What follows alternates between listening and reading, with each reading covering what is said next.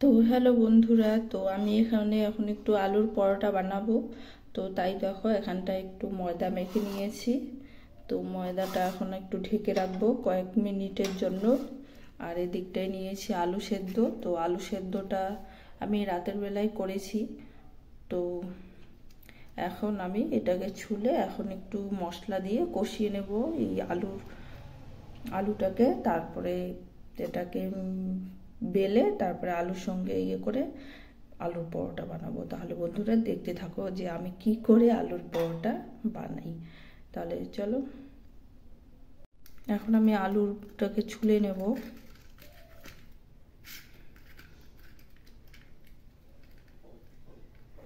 তো আলুটাকে ছুলে নিচ্ছি। দিকটায় আমি কড়াটাও বসিয়ে দিলাম। দিকটায় আমার আলু ছোলা কমপ্লিট হয়ে গেছে। তো এখন আলুটাকে কষিয়ে নিচ্ছি। তো আলুটাকে দিয়ে দিলাম কড়ার মধ্যে। তো এখন ভালো করে আলু মিক্স করে নেব। এর মধ্যে মশলা দেব।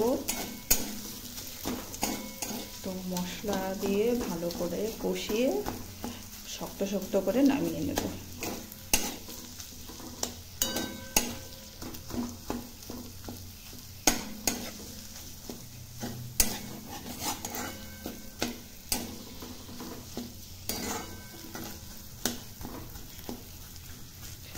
একদম মিহি করে নেব আলুটাকে।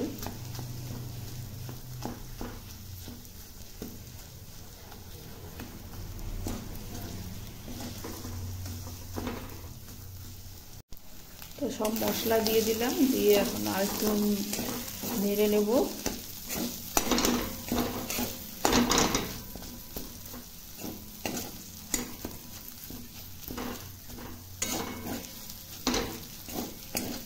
কে কীভাবে করো বন্ধুরা আলুর পরোটা সবাই কমেন্ট করে জানাবে।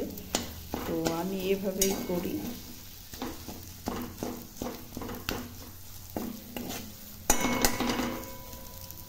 তো বন্ধুরা আমার আলু হয়ে গেছে। তো আলু একবারে রেডি। আর এই দিকটা এখন একটু এটাকে মেখে ভালো করে রুটি করব, তারপরে ওর মধ্যে দিয়ে আলু পরোটা বানাবো।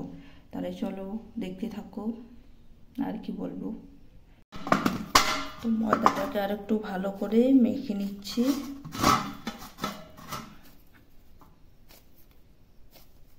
তো আমার হাতে দেখো বিপত্তারিণী পুজোর কি বলে দুব্বটা এখনো আছে, সেটা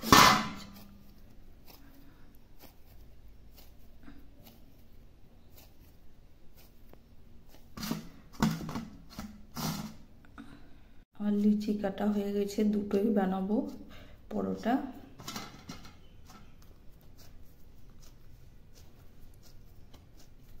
তাহলে চলো বন্ধুরা এখন তাহলে বেলে নিয়ে আসছি তোমাদের সামনে।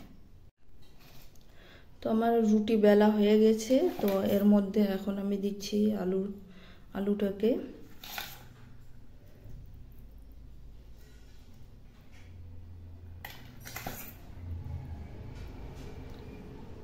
তো দুটোই বানাবো। তো এর একটাতে এটা দিয়ে দিলাম, আর একটু দেখো ওই আর একটাতে দেবো। তাহলে চলো এখন এটাকে গোল করে নিই।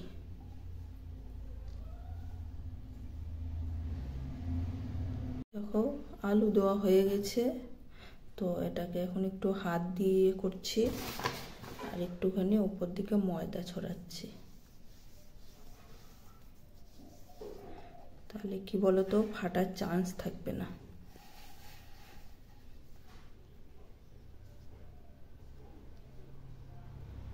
এটাকে এখন আস্তে আস্তে বেলবো আস্তে আস্তে। তো বন্ধুরা দেখো আমার বেলা হয়ে গেছে। তো এখন আমি ভেজে নিচ্ছি। তো দেখো বন্ধুরা কড়ার মধ্যে দিয়ে দিয়েছি। তো এখন আমার হচ্ছে পরোটা।